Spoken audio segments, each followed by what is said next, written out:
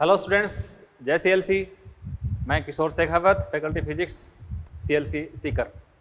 आज हम centre of mass को फिनिश करने वाले हैं, जिसमें ओनली अब जो motion of centre of mass थी उसकी जो इम्पोर्टेंट बातें हैं वो की जाएंगी। जिस पे सीधे क्वेश्चन नीट पूछता है उससे बातें की जाएंगी। तो लेट अस स्टार्ट। यहाँ तक अपन पीछे पढ़ गए हुए हैं, इससे आगे हम पढ़ रहे हैं इसके कुछ महत्वपूर्ण बिंदु। पहला पॉइंट है वो है सेंटर ऑफ मास का पथ। पथ कैसे निकालेंगे? तो सेंटर ऑफ मास का पथ वैसे ही निकालेंगे जैसे आपने किसी सामान्य प्रश्नों में किसी पार्टिकल का पथ निकाला है। तो पथ ज्ञात करने के लिए आपको अब सेंटर ऑफ मास के लिए है तो किसी कण का पथ आपको ज्ञात करना आना चाहिए। तो आप ध्यान कर लें पहले कि जो पाथ आपको ज्ञात करना है, पाथ ज्ञात करने के लिए कुछ बातें नोट कर लो। पाथ ज्ञात करने के लिए पहली बात यह है कि पथ ज्ञात करने के लिए कण का या जो सिस्टम है उसका, कण की बात करता हूं तो कण के लिए कण का v व a ज्ञात होने चाहिए। पहली बात तो ये, यदि कण का आप पाथ निकाल रहे हो तो हमें उस कण का वेलोसिटी पता होना चाहिए वेक्टर रूप में, उसका त्वरण पता होना चाहिए। अच्छा, दूसरा इसी में सेंटर ऑफ मास का पथ ज्ञात करने के लिए सेंटर ऑफ मास का अपने को VCM और ACM ये मालूम होने चाहिए। VCM और ACM मालूम होने चाहिए। अच्छा, ये मालूम हो जाने के पश्चात अब मैं इससे कुछ केस ले रहा हूं। पहला केस है बेटा कि अगर VCM और ACM ये आपस में समांतर हैं, समान दिशा में है, या ये प्रति समांतर हैं, एंटी पैरेलल हैं। यदि VCM और ACM समांतर अथवा प्रति समांतर है, जिसको कि आप सदिश विधि से चेक कर सकते हो, तो ऐसा होने पर कण का पथ या सेंटर ऑफ मास का पथ कैसा होगा? Straight line. यानी ACM मतलब उससे बल आरोपित करा उसकी दिशा में ACM होता है। अब बल की दिशा में वेग हो, इसका मतलब पार्टिकल आरोपित बल की दिशा में गति कर रहा है, तो पाथ उसका होगा स्ट्रेट लाइन।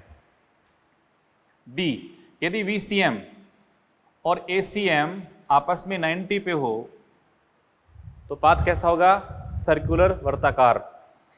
C, यदि इनके बीच का जो एंगल है theta is equal to 0 degree या कितना 90 डिग्री या 180 डिग्री नहीं है, इसके अलावा हो, ये आपका पैरेलल है, ये एंटी पैरेलल है, ये 90 अपन डिस्कस कर चुके हैं, इसके अलावा हो तो पाथ कैसा होगा? हेलिकल पाथ होगा, कुंडलिनी पाथ होगा, हेलिकल पाथ होगा, हेलिक्स के रूप में पार्टिकल मूव करेगा।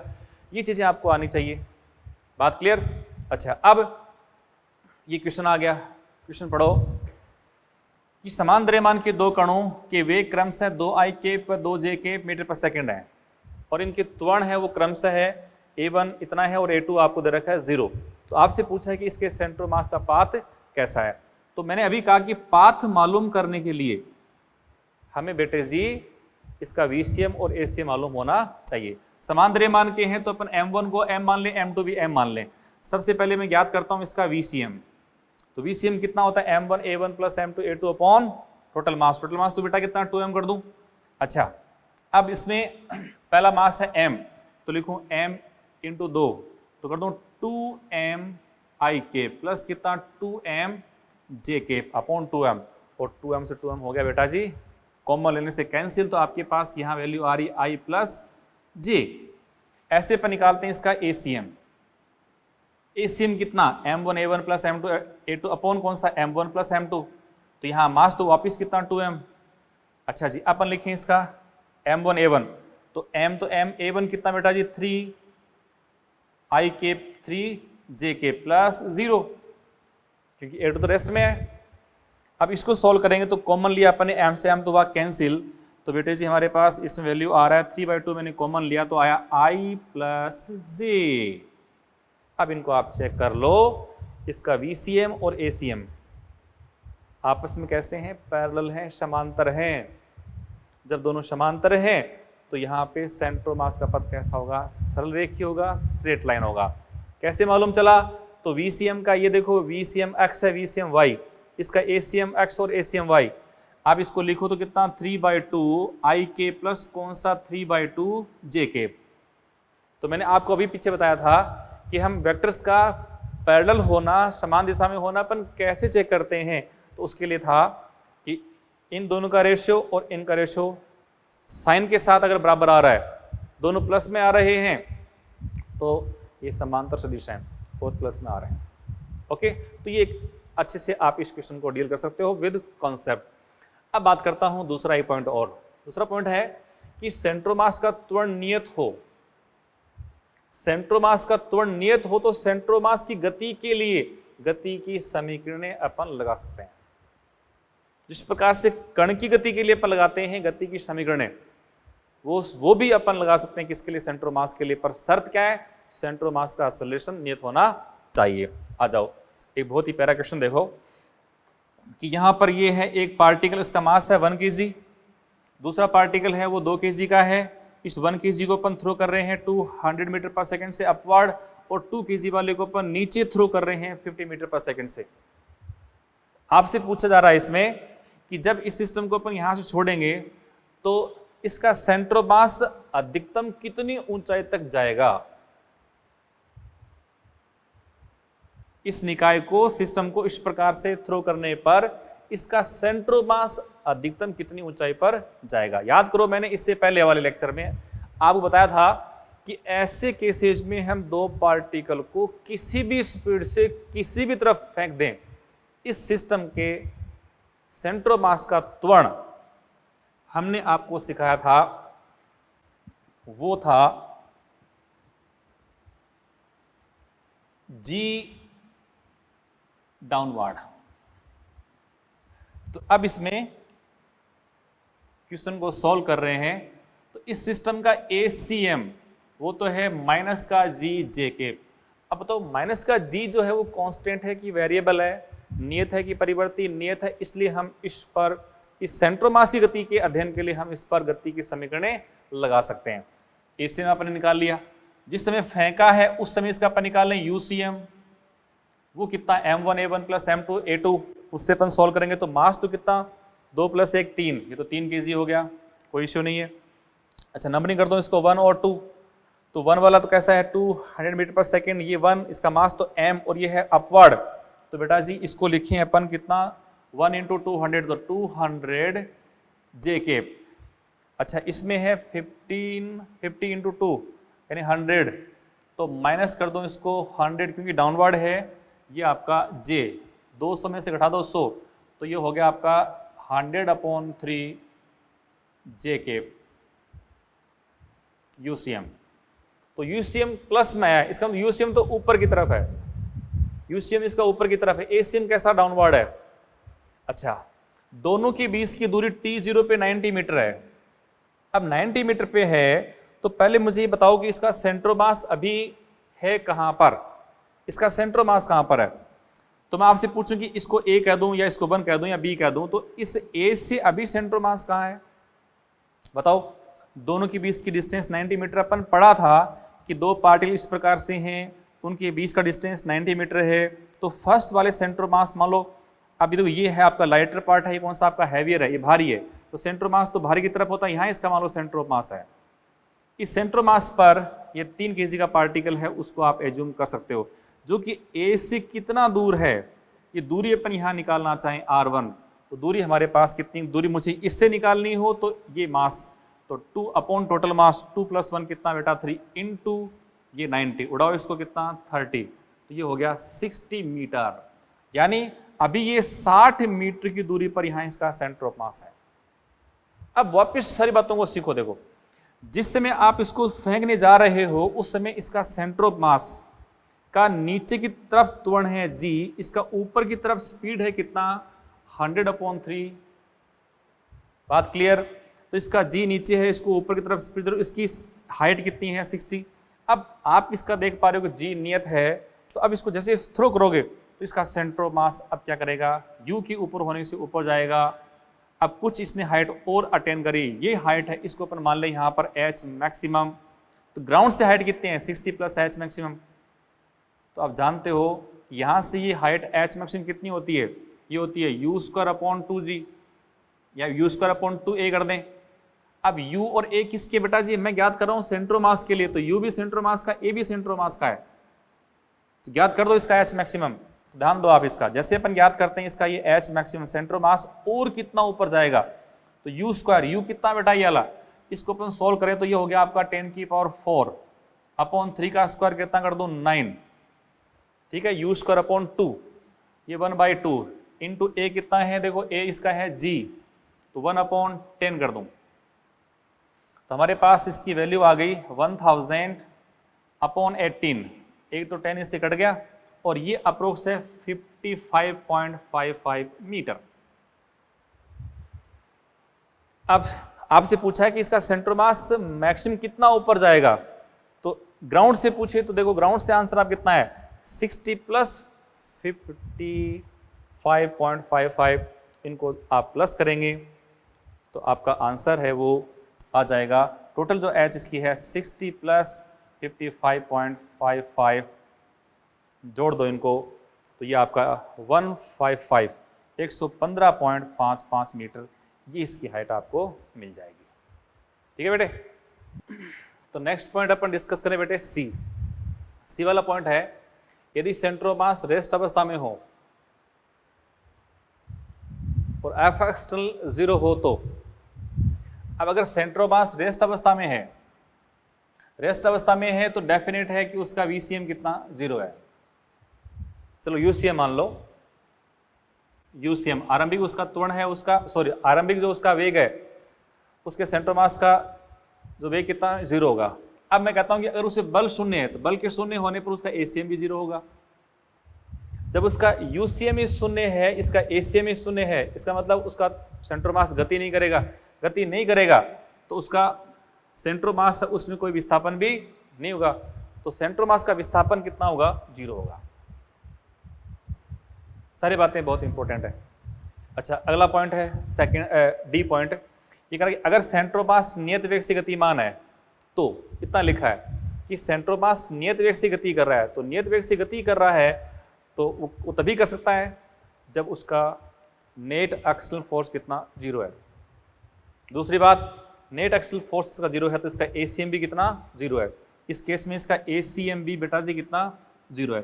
जब एसीएम 0 तभी इसका वीसीएम कितना है वो कांस्टेंट है। क्लियर? तो इस तरह से आपसे एग्जाम पूछते हैं वो आप कर डालेंगे। अच्छा अगला पॉइंट है वो है ई, ये है सेंटर मास किसी त्वरण से गतिमान हो तो, किसी त्वरण से गतिमान हो तो त्वरण से गतिमान हो तो इसका मतलब एसीएम जो है इसका वो नॉट इक्वल टू 0 है। इसका मतलब इस पर अब कोई फोर्स है वो नेट है वो लग रहा है, नेट फोर्स इस पे कितना है वो शून्य है। तो सेंटर मास पे बल 0 है अथवा नहीं है, उसका वेग है वो 0 है अथवा नहीं है, ये सारे आप इन 3 पॉइंट से डिस्कस करोगे। अब आता हूं पॉइंट नंबर जी पर। जी सबसे ज्यादा इंपॉर्टेंट है, बहुत सारे प्रश्नों को सॉल्व करवाने वाला है। अच्छा पॉइंट ये है कि किसी वस्तु में विस्फोट आंतरिक बलों के कारण होता है। ये विस्फोट सारे पहले पढ़े हुए हैं आपने, वैसे कुछ आएंगे अभी और आएंगे, कंजर्वेशन मोमेंटम आएंगे, वो अपन बाद में डिस्कस करेंगे। फिर भी ध्यान दे लो कि जो विस्फोट के बल होते हैं वो हमेशा आंतरिक होते हैं, सिस्टम के अंदर बल होते हैं। और आप जानते हैं एक सिस्टम में आंतरिक बलों का जो परिणामी होता है वो हमेशा बेटा 0 होता है। अब विस्फोट आंतरिक बलों के कारण हो रहा है और आंतरिक बलों का परिणामी सदैव 0 है। इसका मतलब ये हुआ कि निकाय या टुकड़ों के सेंटर मास के पथ पर कोई प्रभाव नहीं पड़ेगा, पथ पर कोई प्रभाव नहीं पड़ेगा। बहुत गहरी बातें हैं इसके अंदर। अब मैं इस पॉइंट के आधार पे कई चीजें आपको बता रहा हूं। देखो जो जी पॉइंट अपन डिस्कस कर रहे हैं उस जी पॉइंट के आधार पर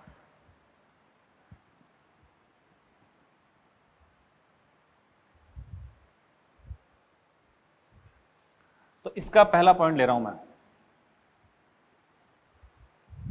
पहला पॉइंट ये है कि जैसे मान लो कोई ये एक एम द्रव्यमान का ब्लॉक है और ये किसी स्मूथ सरफेस पर रखा हुआ है, म्यू कितना बेटा जी 0 है, ये रेस्ट में पड़ा है।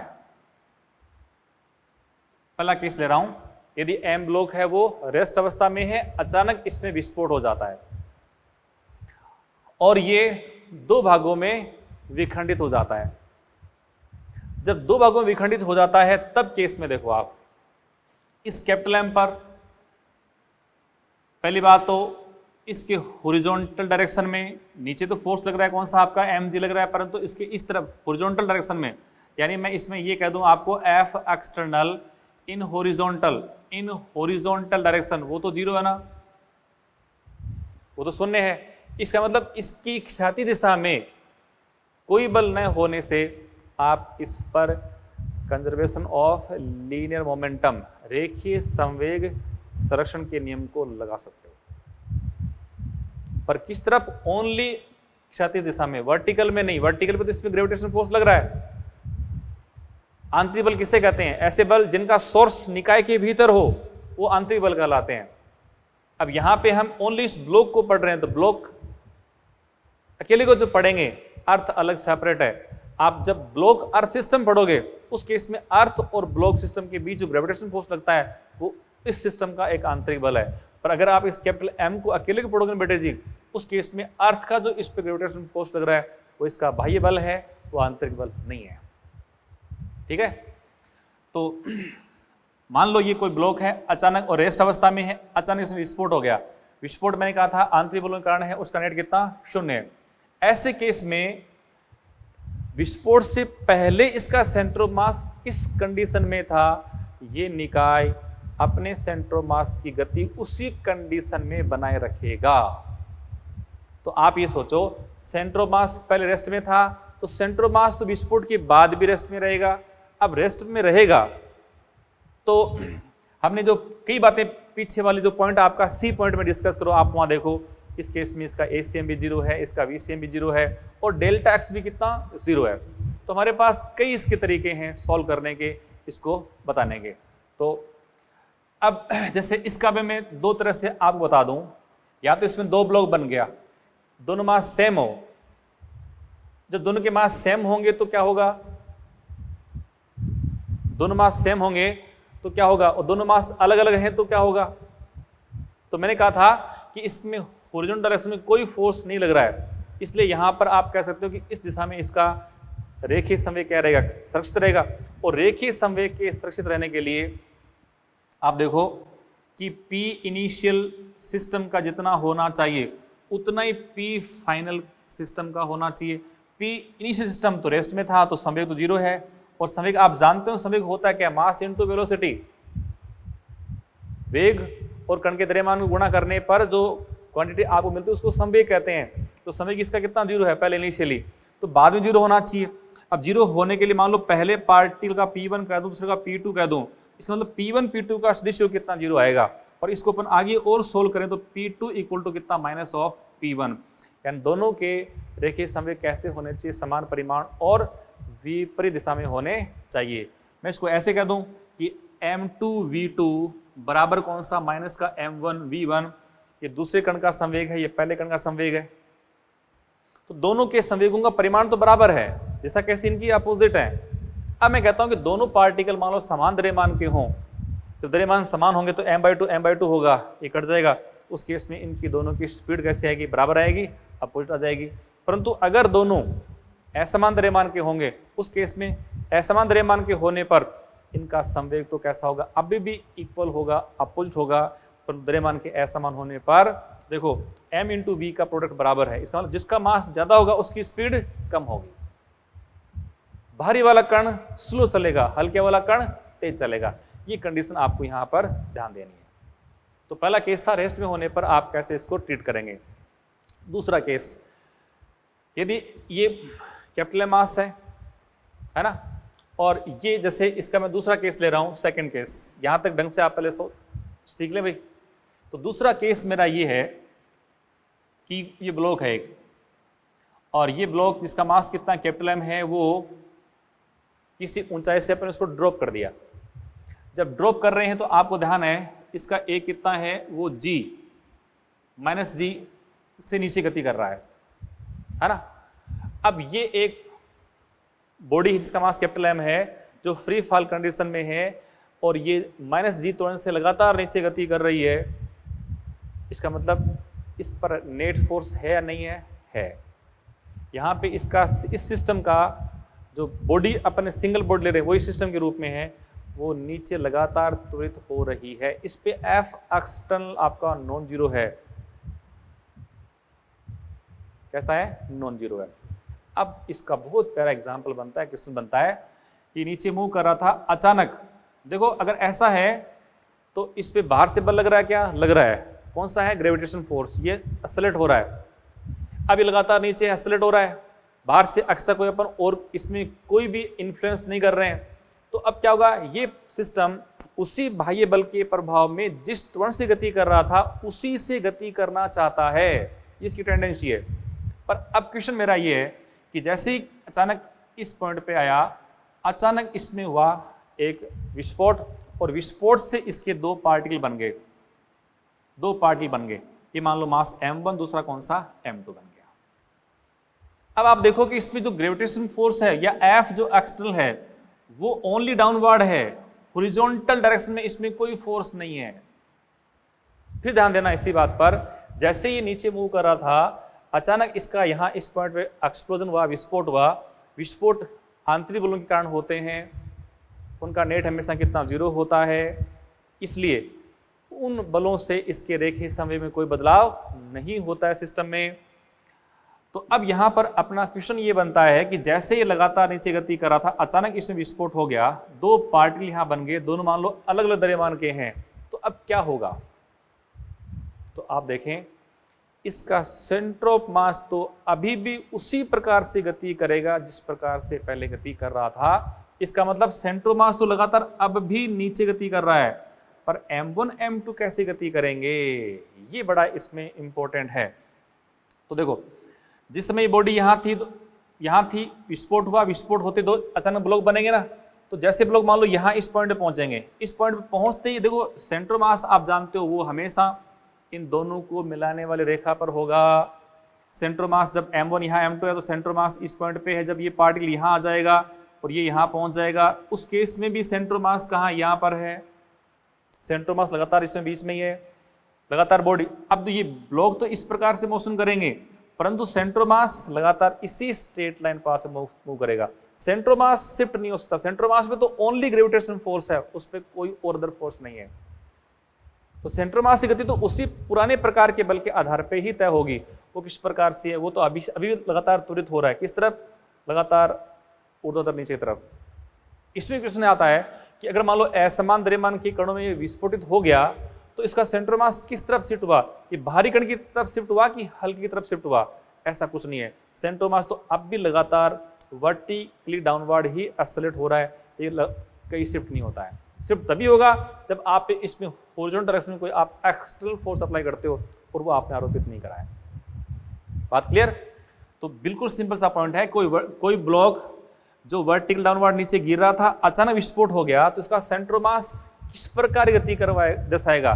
ध्यान दें, जिस प्रकार की गति विस्फोट से पहले सेंटर मास की थी, अब भी उसी प्रकार से गति दर्शाएगा, यानी लगातार सेंटर मास नीचे ही गति करेगा। यहाँ एक प्रश्न और बड़ा प्यारा बनता है, वो क्या बनता है कि आप मान लो सेंटर मास के सापेक्ष इनको देखो, तो जब आप इस पॉइंट पे हो, दोनों ब्लॉक यहाँ है, तो इनका कोण कितना है? 180 डिग्री का है।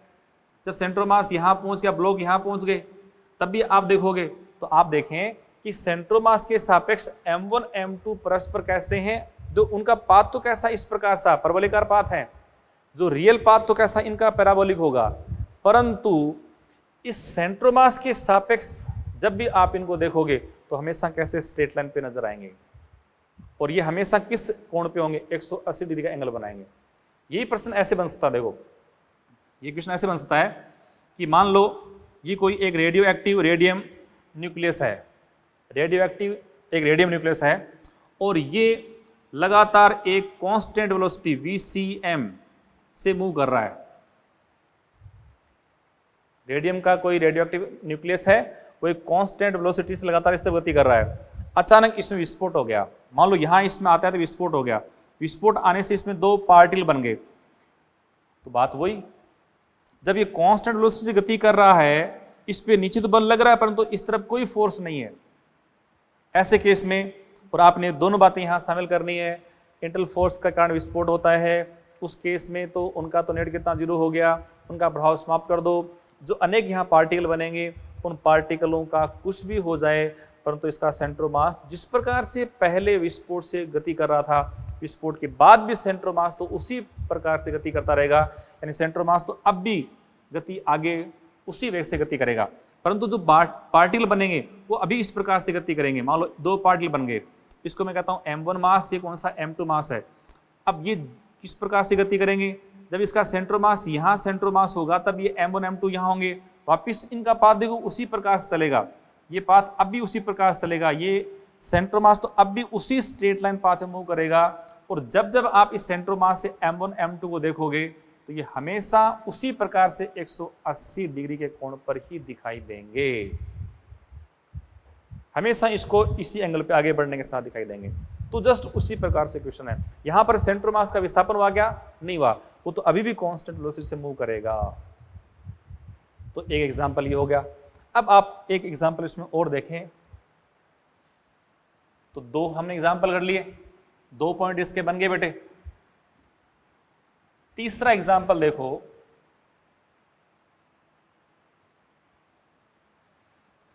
यानी इसका पूरा सारांश क्या है कि सेंटर ऑफ मास विस्फोट से पहले जिस पथ पर गति कर रहा होता है उसी पथ पर विस्फोट के बाद भी गति करता है। सेंटर ऑफ मास की गति है या उसका पथ है वो विस्फोट के दौरान लगने वाले आंतरिक बलों से प्रभावित नहीं होता है। तो जैसे ये मान लो कोई एक सरफेस है, यहां से हम एक कैपिटल एम मास या स्मॉल एम मास के ब्लॉक को 37 थीटा कोण पर यू वेग से थ्रो करते हैं, ठीक है बेटा। तो अब ये बन गया एक प्रक्षेप बन गया। जब ये इस प्रकार से गति करते हुए टॉप पे पहुंचता है, यहाँ पहुंच गया, टॉप पे पहुंचने के पश्चात ये मान लो जस्ट यहाँ पे टॉप पर है, जब टॉप पर है उस समय इसमें अचानक विस्फोट हो गया। और क्वेश्चन में कह सकता है कि इसके 2 पार्टिकल बन गए, अनेक पार्टिकल बन गए, 10 बन गए, 20 बन गए, कितने बन गए होंगे। तो आपसे पूछेंगे विस्फोट के पश्चात इसका सेंटर ऑफ मास किस प्रकार गति करेगा, कौन सा उसका पाथ होगा, कहाँ टकराएगा। तो हमने तो कहा था कि विस्फोट आंतरिक बलों के कारण होता है, वो कभी भी सेंटर ऑफ मास की वास्तविक गति को प्रभावित नहीं करता। इसका मतलब जब ये पहले इस पैराबोलिक पाथ में गति कर रहा था, अचानक विस्फोट हुआ, अब भी इसका सेंटर ऑफ मास मान लो होस्ट था इसके पार्टिकल, मान लो क्वेश्चन ऐसे आते हैं कि 2 पार्टिकल बने, इसमें से 2 पार्टिकल ये विस्फोट से पहले का है, 2 पार्टिकल बन गए, ये मान लो m1 मास है, ये कौन सा आपका m2 है, दोनों इक्वल मास के हैं, एक m/2 का है, दूसरा भी कौन सा मान लो m/2 का है। क्वेश्चन दे दिया ऐसे और बोला कि पहला पार्टिकल तो रेस्ट में आ गया, रेस्ट में आ गया तो वो तो यहीं गिर गया, ये तो एक पार्टिकल जो m1 है वो तो यहीं गिर गया, परंतु अभी टॉप पर है, इसका मतलब इसकी ये रेंज कितनी है, वो r/2 है, आप जानते हो ये तो r/2 है। तो आपसे इसमें पूछ लेंगे कि दूसरा पार्टिकल वो कहां अर्थ की सरफेस पर स्ट्राइक करे, गिरेगा। तो पहला तो गिर चुका है, ये पूछेगा सेंटर ऑफ मास कहां टकराएगा। तो सेंटर ऑफ मास तो अपने उसी पाथ को फॉलो करते हुए बाल को सेंटर ऑफ मास, सॉरी ये यहां, तो ये इसकी डिस्टेंस कौन सी r/2 है। अब ये यहां से पाथ पे गति करते हुए यहां टकराएगा, तो ये तो पूरा अब भी कितना r/2 है। सेंटर ऑफ मास बेटे जी यहां है और ये m/2 मास का पार्टिकल यहां स्ट्राइक कर रहा है। क्वेश्चन समझ आ गया ना। टॉप पर विस्फोट हो रहा है, 2 इसके पार्टिकल बन रहे हैं, दोनों इक्वल मास के हैं, और कह रहा है कि एक पार्टिकल जस्ट विराम अवस्था में आ गया तो नीचे गिरेगा, जस्ट यहाँ पर दूसरा पार्टिकल जो है वो कहाँ गिरेगा वो आपसे पूछेगा।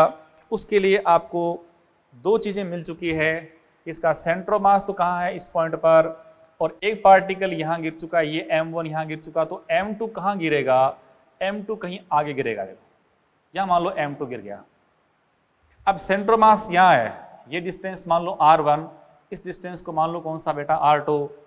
तो 2 पार्टिकल के लिए अपन ने पढ़ा था m1 r1 is equal to m2 r2। उससे भी कर सकते हो या और भी तरीका इसका, उससे भी कर सकते हो। तो पहले देखो आप इसमें कि इस सेंटर मास के अबाउट दोनों कणों के द्रव्यमान आघूर्णों का परिमाण कैसा होगा, बराबर होगा। तो मैं लिखूं इसको, देखो m/2 इंटू r/2 बराबर, इसका मास भी m2 तो हाफ था ना, m/2 इंटू उसको मैं r2 करता हूं, m/2 से m/2 कैंसिल हो गया, तो इसको सोल्व करने पे हमारे पास r2 का मान कितना बेटा जी, r/2 आ गया। इसका मतलब ये डिस्टेंस भी कितनी है, ये डिस्टेंस भी r/2 ही है, ये डिस्टेंस भी कितनी, r/2 ही है। तो पहला पार्टिकल यहां स्ट्राइक कर रहा है, दूसरा यहां स्ट्राइक कर रहा है, ये डिस्टेंस टोटल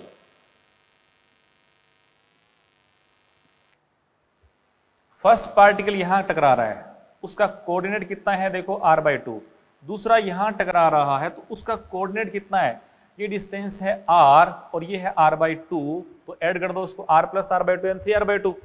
तो जो पार्टिकल अब यहां कहां कोलिजन करेंगे, अर्थ की सरफेस पे कहां टकराएंगे, तो उसके कोऑर्डिनेट आप चेक करो तो r/2 और 3r/2 है। तो ऐसे प्रश्न जहां पर भी आते हैं वहां आपसे पूछेगा कि सेंट्रोमास का पथ कैसा होगा, सेंट्रोमास कहां टकराएगा, सेंट्रोमास कितना समय लेगा। तो सेंट्रोमास का समय तो उतना ही जितना कि वास्तविक प्रोजेक्टाइल का है। तो इन सारे प्रश्नों में जो मूल बात है नोट वाली, वो आप ये कर दो कि जब कहीं पर भी किसी वस्तु या निकाय में विस्फोट होता है तो विस्फोट के कारण लगने वाले आंतरिक बल सेंट्रोमास की वास्तविक गति को प्रभावित नहीं करते हैं। विस्फोट से पहले सेंट्रोमास जिस तरह से या नियत त्वरण से है, या उसका सेंट्रोमास रेस्ट में है, या वो त्वरण उसका 0 है, या कांस्टेंट वेलोसिटी से मूव कर रहा है, जिस प्रकार से भी सेंट्रोमास गति करता है, सेंट्रोमास अपनी वास्तविक गति को बनाए रखता है, उसमें कोई बदलाव नहीं आता है। ये बहुत ज्यादा इंपॉर्टेंट है, बात क्लियर। अब इन सब पे ही क्वेश्चंस हैं। थ्योरेटिकली पोर्शन आपका इस लेक्चर का खत्म हो चुका है, सेंट्रोमास आपका कंप्लीट है। अब बचता है इसमें कुछ क्वेश्चंस, उनको अपन ढंग से और इसी लेक्चर में पहले डिस्कस करते हैं, ठीक है बेटे। हाँ, तो उस पर कुछ एग्जाम्पल और डिस्कस कर ले अपन। तो एग्जाम्पल ये है कि हम किसी m मास के ब्लॉक को 37 डिग्री के एंगल पे 100 मीटर पर सेकंड से थ्रो कर रहे हैं। क्वेश्चन है कि टॉप पर पहुंचने पर ये 2 भागों में विस्फोटित हो जाता है, जिसमें इसके द्रव्यमान है 1:3। और क्वेश्चन कह रहा है कि हल्के वाला पार्टिकल विस्फोट के ठीक बाद विराम अवस्था में आ जाता है, हल्के वाला विस्फोट के ठीक पश्चात विराम अवस्था में आ जाता है। तो जो भारी वाला पार्टिकल है वो कहाँ टकराएगा, सेंट्रोमास किस प्रकार गति करेगा। तो सेंट्रोमास की गति तो फिक्स है, सेंट्रोमास तो परवलयाकार पथ में गति करता हुआ, सेंट्रोमास की गति के बारे में तो किसी प्रकार से आपको अलग से सोचना ही नहीं है। सेंट्रोमास तो इसी प्रकार से पाथ पे गति करता हुआ यहाँ टकराएगा, और इसकी रेंज तो कितनी, कैपिटल R है। अब जो 2 पार्टिकल यहाँ बने हैं, एक बन गया इसमें हल्का, एक भारी बन गया। अगर मान लो इस m के स्थान में इसको 4m मान लूँ, ये आपको आप दे रखा नहीं है, उस केस में हल्के वाला जो है उसका मास कितना अपन स्मॉल m मान ले, जो भारी वाला है उसका मास कितना 3m हो गया। तो स्मॉल m तो जस्ट यहीं गिर गया ना, जब स्मॉल m यहां गिरा तो उसका तो रेंज कितना r/2 हुआ, कितना r/2। अब चूंकि सेंट्रोमास इस पॉइंट पे है, सेंट्रोमास इस पॉइंट पे है, तो जो इसका दूसरा पार्टिकल है वो कहीं आगे गिरेगा, वो यहां कहीं गिरेगा, और इसका मास कितना है 3m, 4m टोटल मान ले, तो उसको रेशियो में डिवाइड कर लो। इसको m मानेंगे तो ये m/4 और कितना 3m/4 बनेगा, रेशियो तो उतना ही आना चाहिए, वो आपकी मर्जी कैसे करते हो। अब देखो सेंट्रोमास यहाँ है, तो ये डिस्टेंस आपको मालूम है कौन सी, r1, ये डिस्टेंस है कौन सी, r2, ये r2 आपको मालूम करनी है, r1 तो कितनी r/2 है। तो सेंट्रोमास के अबाउट अपन जानते हैं मोमेंट ऑफ मास कैसे बराबर होते हैं। तो अब मैं इसको सोल्व करता हूँ, तो देखो यहाँ मास कितना था आपका m, तो लिखूँ इसको m into r/2 is equal to उस वाले में कितना है 3m इंटू कौन सा r2। अब इसको सोल्व करें तो m से m तो वह कैंसिल, तो r2 का वैल्यू कितना हुआ r/6, 3 को ऊपर चले जाएंगे r/6, यानी ये डिस्टेंस यहाँ से यहाँ तक कितनी है r/6 है।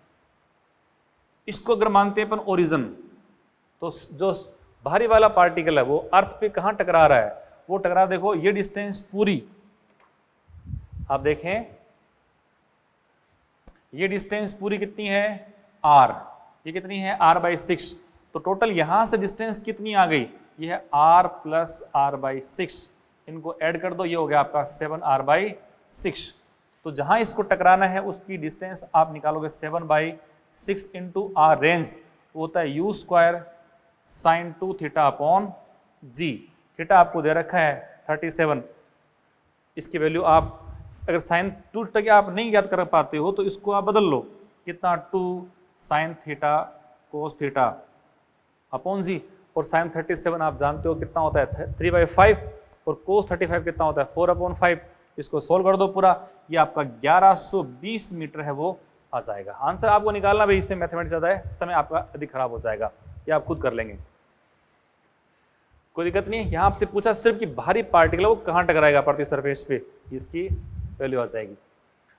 अगला क्वेश्चन है कि हम किसी प्रक्षेप्य को 10 मीटर पर सेकंड की स्पीड से अर्थ की सरफेस से 45 डिग्री कोण पे फेंक रहे हैं। तो आपका प्रश्न ये है कि जब ये 1 मीटर की ऊंचाई पे होता है, अर्थ की सरफेस से वर्टिकली 1 मीटर की ऊंचाई पे होता है, अचानक इसमें विस्फोट से अनेक कण बन जाते हैं, अनेक कण बन जाते हैं, तो इसका सेंट्रोमास का पथ क्या होगा, सेंट्रोमास का पथ क्या होगा, एग्जाम में पूछा प्रश्न है।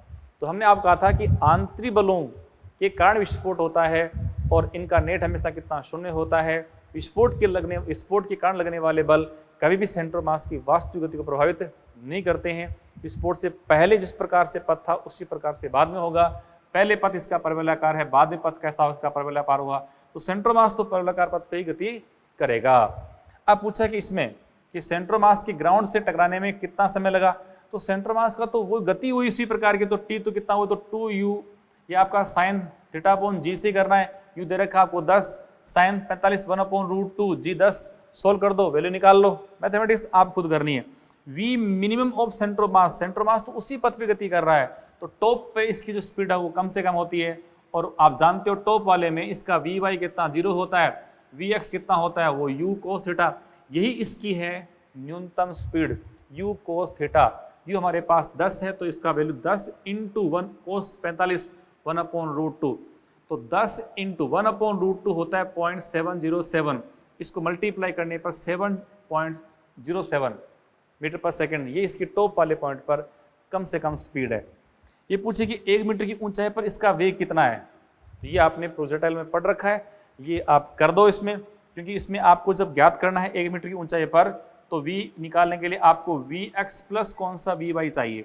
vx तो कौन सा आपका u cos θ ही है, वो तो u cos θ ही है, प्लस vy आपको और निकालना है, वो है किस तरफ i केप में, प्लस vy और ज्ञात कर दो, फिर दोनों आपस में 90 डिग्री पे हैं तो उनका स्क्वायर प्लस सम करके उसको आप सॉल्व कर दो। ये पोर्शन आपका प्रक्षेप्य गति का है, इसको खुद सॉल्व कर लें, ये मैंने आपको बता दिया। अब अगला क्वेश्चन एक और है, ये क्वेश्चन आपका नीट में पूछा क्वेश्चन है। क्वेश्चन ये है कि ये एम मास का कोई ब्लॉक था, उसको थीटा कोण पर आपने यू वेग से थ्रो किया, ठीक है, टॉप पे पहुंचने पर ये 2 समान भागों में विस्फोटित हो गया टॉप पर, जिसमें से एक भाग पुनः अपने उसी पथ को फॉलो करता है, एक भाग पुनः अपने उसी पथ का अनुसरण करता है, तो विस्फोट के ठीक पश्चात दूसरे भाग की स्पीड कितनी है वो आपसे पूछी गई है। तो देखो, जब विस्फोट हुआ उससे पहले, विस्फोट के ठीक पहले टॉप पॉइंट दे रखा है, टॉप पॉइंट पे होने पर इस स्मॉल m की स्पीड है वो ओनली कितनी है, u cos θ है। कितनी बेटा जी, u cos θ है। विस्फोट हो गया। अब देखो, विस्फोट होने पर वैसे भी इनके आंतरिक बलों का नेट कितना शून्य है। दूसरी बात, इस स्मॉल m पे नीचे ग्रेविटेशन फोर्स mg लग रहा है, परंतु हॉरिजॉन्टल डायरेक्शन में कोई फोर्स नहीं है, इसलिए हम क्षैतिज दिशा में रेखीय संवेग संरक्षण का नियम है उसको फॉलो कर सकते हैं, उसमें आपको डरने की आवश्यकता नहीं है। तो विस्फोट से पहले तो इसका मोमेंटम कितना m इंटू यू कोस θ है, दाईं तरफ है, प्लस का है। विस्फोट हुआ उसके बाद क्या बोला आपको, विस्फोट के पहले मैं लिखूं तो ये स्मॉल m मास है, इस तरफ गति कर रहा है किससे, u cos θ से। अब विस्फोट के ठीक पश्चात जो एक पार्टिकल है जिसका मास m/2 है, वो अपने उसी पथ को फॉलो करता है। उसी पथ का मतलब जिस प्रकार से आगे पथ उसी प्रकार से पीछे वाला पथ, उसी प्रकार से पथ को फॉलो करने के लिए उसको मिलने वाली स्पीड कितनी होनी चाहिए, u cos थीटा होने पर ही वो उसी पथ को फॉलो करेगा। इसका मतलब इसका बैकवर्ड जो स्पीड है वो u cos थीटा ही होनी चाहिए। अब जो बचाव पार्टिकल है वो किस तरफ, इस तरफ गति करेगा टॉप वाले पॉइंट पर, इसकी स्पीड आपको v2 फाइंड करनी है। आप इस पर लगा दो conservation of momentum eight top point, तो टॉप पॉइंट पे आप इस पर लगाओ भाई। तो विस्फोट से पहले इसका संवेग कितना देखो, mu cos थीटा। विस्फोट के बाद ये है बाईं तरफ माइनस का है, तो क्या लिखूं देखो m/2 और ये u माइनस का लेता हूं तो चलो माइनस पहले कर दो पीछे, ये u cos थीटा, और वो दाईं तरफ है तो प्लस का m/2 इंटू v2। अब इसको सॉल्व कर दो, ये माइनस का है पूरा, इसको इधर ले आओ, ये है mu cos थीटा है, ये आपका m/2 u cos theta, 1 plus half जोड़ो इसको तो क्या 3/2 mu cos theta is equal to, यहाँ पे हमारे पास है m/2 v2, m/2 से m/2 कैंसिल, तो हमारे पास v2 का मान कितना हो गया 3u cos थीटा। इतनी स्पीड से टक्कर के या विस्फोट के जस्ट बाद ये गति करेगा। एक पॉइंट, इसके बाद इसके अपन कुछ इंपॉर्टेंट क्वेश्चंस देखते हैं।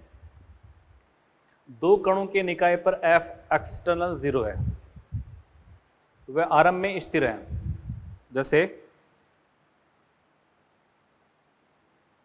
मान लो m1 और m2 द्रव्यमान के दो पार्टिकल हैं और ये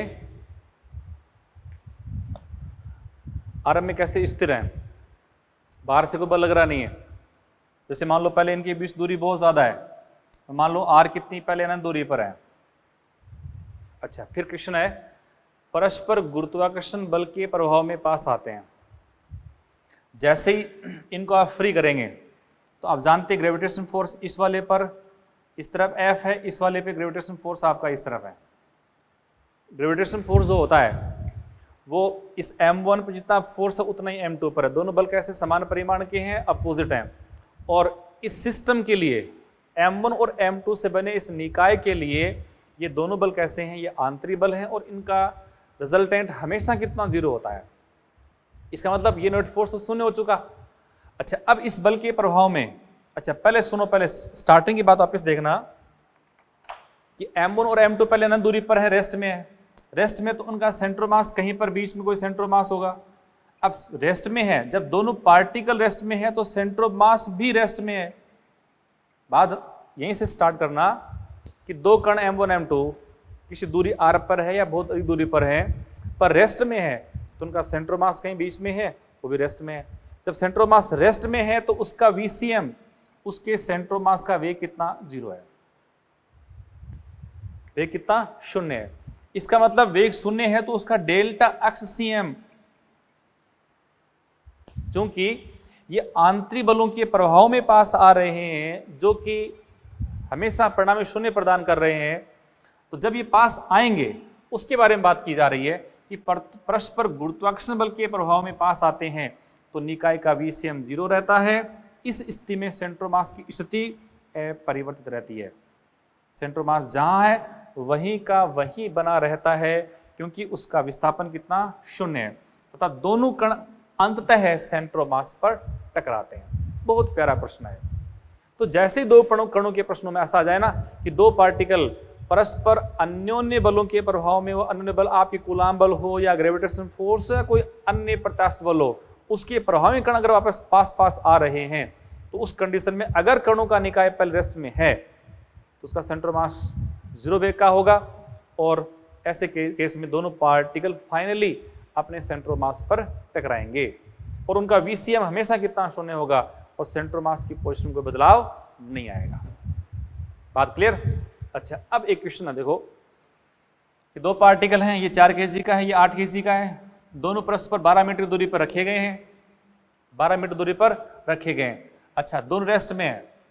अब क्वेश्चन ये कह रहा है कि अगर विराम में स्थित इन कणों को छोड़ा जाए और दोनों कण परस्पर लगने वाले ग्रेविटेशन फोर्स के प्रभाव में आए तो ये कहाँ टकराएंगे, और टक्कर के लिए ये 4 kg वाला कितनी दूरी तय करेगा, 8 वाला कितनी दूरी तय करेगा। तो अपन जानते हैं ये कहाँ टकराएंगे, अपने सेंट्रोमास से टकराएंगे, तो सेंट्रोमास हैवी के पास होता है, तो सेंट्रोमास तो कहीं यहाँ है इसका, ये इसका सेंट्रोमास है, तो जैसे छोड़ेंगे इस तरफ गति करेगा, ये वाला गति इस तरफ गति करेगा, यहाँ इसको टकराना है, छोड़ेंगे समान समय में आकर के यहाँ टकराना इनको है, और इसको दूरी तय अधिक करनी पड़ेगी, इसकी दूरी तय कम करनी पड़ेगी, इसकी स्पीड कम होगी, इसकी स्पीड ज़्यादा होगी।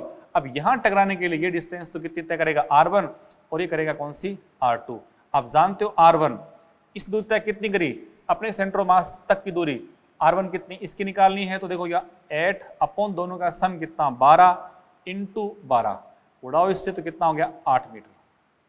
R2 डिस्टेंस, इस डिस्टेंस कवर कितनी करी, तो आप जानते हो इसके सामने वाला मास कितना 4 अपॉन टोटल मास कितना 12 इंटू 12, ये उड़ाओ कितना 4 मीटर।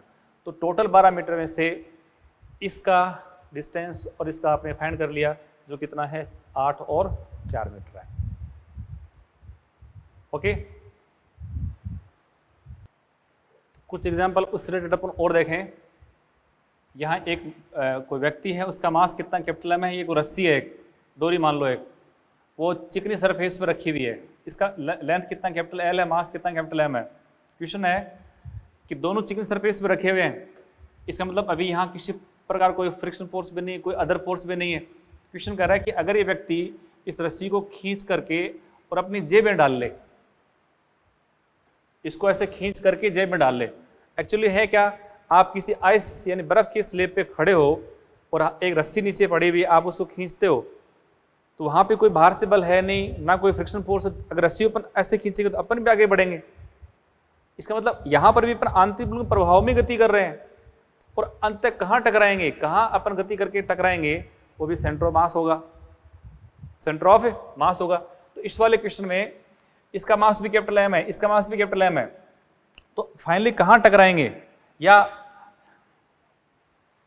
टक्कर से पहले ये व्यक्ति कितना आगे चला जाएगा, ये कितना रस्सी रिजल्टेंट रूप में कितनी आएगी। तो आपको यहाँ पूछेगा कि जैसे ये पूरी रस्सी को अपनी जेब में डाल लेता, उसमें ये व्यक्ति कितना आगे विस्थापित होगा।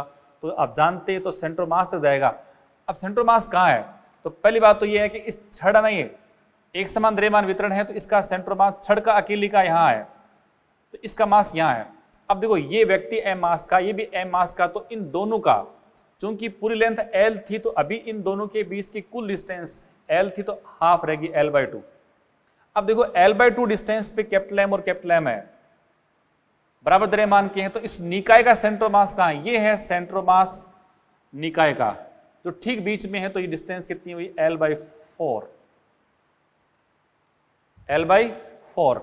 इसी प्रश्न में अगर ये होता तो आप देखो इसका आंसर क्या आ गया कि जब पूरी रस्सी को अपनी जेब में डाल लेगा तो व्यक्ति आगे कितना चलेगा, L/4 डिस्टेंस। क्लियर। परंतु इसी प्रश्न में ये मान लूं कि इसका द्रव्यमान कितना मान लो कैपिटल एम है, और इसका मान लो स्मॉल एम मान लूं, तब क्या करोगे, तब भी आपको वही प्रोसेस फॉलो करनी है। जैसे मैं व्यक्ति का मास है उसको स्मॉल एम मान रहा हूं, छड़ का मास वो कितना कैपिटल एम है, दोनों के बीच की दूरी कितनी L/2 है। अब जैसे ही व्यक्ति रस्सी को अपनी जेब में डालेगा तो इनका सेंट्रोमास कहाँ है, ये सेंट्रोमास जहां पर भी है उसमें से दूरी R1 तय कौन करेगा, व्यक्ति। और आप जानते हो ये R1 है कितनी, R1 है, डिस्टेंस ये निकालनी हो तो ये capital M upon capital M plus small m into दोनों के बीच की डिस्टेंस, सेंट्रोमास के बीच की दूरी, तो L/2, ये आपका आंसर आ जाएगा। कर लेंगे। अच्छा, ये क्वेश्चन आपका नीट में पूछा हुआ क्वेश्चन है, बहुत प्यारा क्वेश्चन है। ये दो स्फीयर है, इसकी रेडियस है कैपिटल R, इसकी कितनी है रेडियस है, और 2R है, दोनों के सेंटर के बीच का गैप कितना है 12R। क्वेश्चन स्टार्ट समझना, विराम से आरंभ यानी पहले रेस्ट में है, तो सेंटर मास कैसा रेस्ट में है, विराम से आरंभ P व Q F यानी ग्रेविटेशन फोर्स के प्रभाव में गतिमान होकर टकराते हैं, गतिमान होकर टकराएंगे, तो ग्रेविटेशन फोर्स तो आंतरिक बल है, उनका नेट फोर्स कितना 0 होता है, वो कभी भी इसके सेंटर मास की गति को प्रभावित नहीं करेगा। वो रेस्ट में तो रेस्ट बना रहेगा, गतिमान है तो उसी वजह से गति करता रहेगा। अब हालांकि पल रेस्ट में है तो सेंटर मास जहां पर भी वो रेस्ट में है साहब, वो तो गति नहीं कर रहा है। तो टक्कर से पूर्व P द्वारा तय दूरी कितनी होगी, प्रश्न आपका बहुत अच्छा सा है। तो देखो ये डिस्टेंस टोटल कितनी, देखो आप 12R, इसकी त्रिज्या कैपिटल R, इसकी कितनी 2R, तो दोनों के बीच की दूरी बची कितनी 2R, और ये R 3R। तो कैसी है, जब ये टक्कर होगी तो उससे पहले 3R तो तय की जाएगी नहीं ना। तो 12R में से घटा दूं मैं कितना, 3R, तो 12R माइनस 3R तो हुआ 9R। टक्कर से पहले कुल तय दूरी कितनी है, 9R। कहाँ टकराते हैं, सेंट्रोमास पर।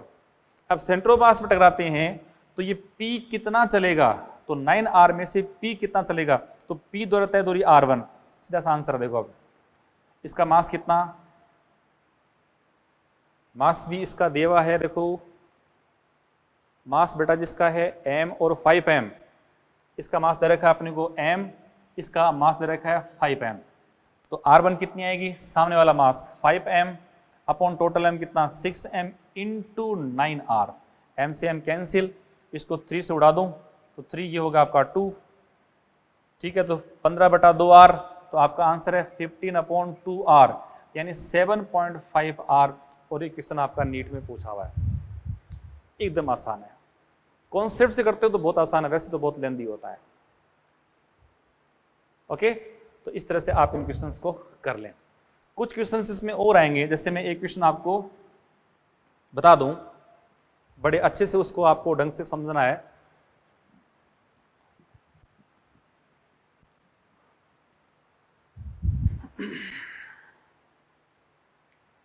जैसे ये कोई एक प्लेटफॉर्म है, नाव या कोई बोट मान लो आप, और इसको हमने आइस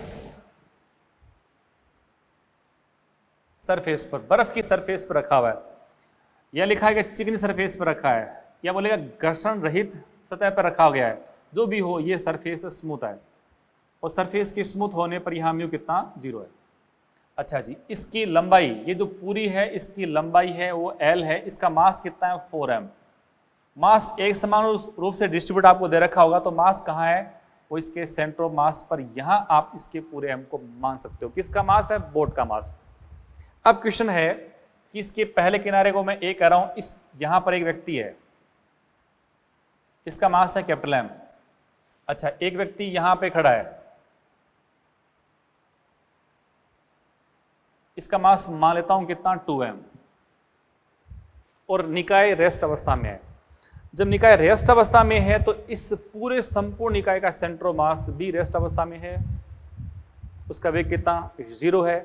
अब क्वेश्चन आपको ये कहता है कि डिस्टेंस पूरी ये L थी, अगर ये वाला व्यक्ति यहां से मान लो चल करके यहां आ जाए, L/4 डिस्टेंस, और ये 2m वाला यहां से चल करके, ये तो यहां तक ही आ रहा है, और ये मान लो चल करके यहां आ जाए, कितना ये डिस्टेंस कितना टोटल हो गया, 3L/4 डिस्टेंस पर, और दोनों आकर के यहां रुक जाएं, तो ये नाव कितनी शिफ्ट होगी या नहीं होगी वो आपसे पूछेंगे। तो अब देखो, जैसे अपन किसी मान लो लकड़ी का फट्टा आइस की सरफेस पे अपन ने नाव में कभी तैरे हो तो आपने फील करा होगा, आप किसी लकड़ी के फट्टे पे खड़े हो और जैसे आप आगे बढ़ोगे तो डेफिनेट है वो पट्टा है वो पीछे जाएगा। ये तो होता है ना, अक्सर अपन देखते हैं इस घटना को, वही घटना यहाँ होगी। अब उस केस में देखो, ये m मास का है, वो 2m मास का है, ये कम चल रहा है, इसका मतलब फट्टा है वो इधर भी कम चलेगा। ये 2m का मास है, जो अधिक मास का है ये अधिक तेज चल रहा है तो और तेज चलेगा। इसका मतलब यदि इस प्लेटफॉर्म या नाव का इस किनारे को मैं A मान लूं, इसको B मान लूं, तो कौन सा किनारा शिफ्ट हुआ या नहीं हुआ, तो निश्चित रूप से मानो कि ये किनारा आपका आगे जा रहा है और वो इस तरफ आ रहा है। तो आपको ये देखना है कि इस गति के आधार पर कौन सा किनारा यहां दूर जा रहा है। कोई किसी एक किनारे को पकड़ लो आप, और उस किनारे को कैसे आप सॉल्व करना है। देखो, आप कोई किनारा है, आप उस किनारे के सहायक एक इस प्रकार से लाइन खींच दो। अब देखो ये सिस्टम आगे बढ़ेगा, तो मान लो अब ये पूरी जो नाव है या जो बोट है या प्लेटफॉर्म है, यहां से मान लो इतना शिफ्ट हो गया, तो शिफ्ट कितना हुआ ये आपसे पूछ रहा है, तो उसको x0 मान लो आप। इस प्रश्न में ये पूछ रहा है कि सेंट्रोमास कहां जा रहा है, सेंट्रोमास तो वहीं रहेगा, उसमें कोई विस्थापन नहीं होता है। और एग्जाम में नीट में जो 2012 में क्वेश्चन आया था, वहां था कि एक 55 kg का कोई व्यक्ति है, यहाँ पे वो 65 kg का व्यक्ति है, और बोट है उसका मास दे रखा था 40 kg का, और निकाय पहले रेस्ट में था, जब ये म्यूचुअल गति करते हैं तो निकाय का वेग अब कितना है, वो शून्य ही होगा, वहां तो कुछ था ही नहीं, क्वेश्चन ऐसे ही आते हैं। परंतु इस वाले क्वेश्चन में अगर मैं इस रूप में बता दूं, फिर आपसे पूछे कि इस नाव का एक सिरा कितना शिफ्ट होता है, वो आपको याद करना है। तो देखो यहाँ हॉरिजॉन्टल डायरेक्शन में कोई फोर्स नहीं है, इसका मतलब यहाँ पे डेल्टा एक्सियम हमेशा कितना रहेगा, 0 होगा। डेल्टा एक्सियम का 0 होना मतलब है कि एक्सियम डैश बराबर कितना, एक्सियम जो पहले एक्सियम था वही बाद का एक्सियम है। बस इस कॉन्सेप्ट को ऐसे प्रश्नों में आपको लगाना है। और रीजन क्या था कि हॉरिजॉन्टल डायरेक्शन में कोई फोर्स नहीं है। तो इसको सोल्व करने के लिए आपको इतना लिखना है कि एक्सियम डैश बराबर कौन सा एक्सियम। अब एक्सियम डैश वैसे है क्या कि m1 x1 m1 तो m1 है जो भी है, m जितनी पार्टिकल है उन सबका mx निकालोगे अपॉन नीचे टोटल मास आएगा। यहाँ पर भी m जो भी बाद के होंगे अपॉन टोटल मास, और टोटल मास तो कट जाएगा ना। इसका मतलब ओनली ऊपर की जो इक्वेशंस है उनको ही आपको काम में लेकर के क्वेश्चन को सोल्व करना है। अब मैं इसको मान रहा हूं ओरिजिन, ये चला गया इस तरफ, ध्यान दो। अब ये व्यक्ति यहां आ रहा है, वो यहां आ चुका, तो मास m और 3m, ध्यान दो इसमें कि यहां से l/4 डिस्टेंस पर इस पॉइंट पर कितना 3m मास आ चुका है, ये 4m, ये इसके सेंट्रो मास पे यहाँ 4m है। अब ये l/4 डिस्टेंस है, तो ये डिस्टेंस कितनी है बेटे जी, ये l/2 है। बस क्वेश्चन आपका हो चुका है। यानी इस इंटरेक्शन के पहले सारे जो यहाँ पे घटक थे वो कहाँ पे हैं, उनकी क्या दूरियां हैं वो मालूम होनी चाहिए। और इस पूरे इंटरेक्शन होने के पश्चात पार्टिकल्स या ऑब्जेक्ट्स या मासेज या प्लेटफॉर्म का मास कहाँ पर है, व्यक्ति है उनका मास कहाँ है, वो ठीक से मालूम होना चाहिए। और एक सिरा तो जहाँ से दूर जा रहा है उसको x मान लो और फिर इतना काम कर डालो। तो देखो मुझे अब इसमें लिखना है कि axiom dash is equal to axiom. Axiom dash कितना है, तो एक्सियम डैश आपको यहां से निकाला, ये ओरिजिन है। अब दो पार्टिकल यहां पड़े हैं, तो इसका देखो और है सारे प्लस एक्स में ही है, तो इसको मैं 1 मान लो, इसको 2 मान लूं, तो क्या लिखूं, देखो 3m इंटू डिस्टेंस कितनी है, ये l/4 plus x0 plus 4m into ये डिस्टेंस है l/2 प्लस x0 अपॉन, अगर आप लिखते भी हो तो क्या मास तो कितना है इसका 7m आएगा, बराबर VCM तो बदलता है नहीं ना, जो VCM पहला था वही VCM बाद में है, आप जैसे भी करते हो आपकी मर्जी है। अच्छा उससे पहले क्या था, पहले वाले में आप देखो इसको 1 मान लो, तो इसको तो m, ये डिस्टेंस तो कितनी 0 है ना, यहाँ से तो 0 आ गया, plus 4m into l/2, 4m into l/2, ये 2m इंटू ये डिस्टेंस पूरी कितनी है l अपॉन कितना, ये तो 7m ही है, ये इससे कट गया। अब इससे सॉल्व करके आप x0 है वो फाइंड कर सकते हो। ओके, तो हमने इसका थ्योरेटिकल पोर्शन है वो पूरा कंप्लीट कर दिया है। अब जो इसके क्वेश्चंस हैं वो अपन एक लेक्चर और आपको देंगे अभी नेक्स्ट, जो आपको मिल जाएगा जल्दी, उसके सारे डाउट्स हैं वो आपके क्लियर हो जाएंगे, है ना। बाकी आपको किसी प्रकार चिंता नहीं करनी चाहिए। तो ये लेक्चर अपन यही समाप्त करते हैं।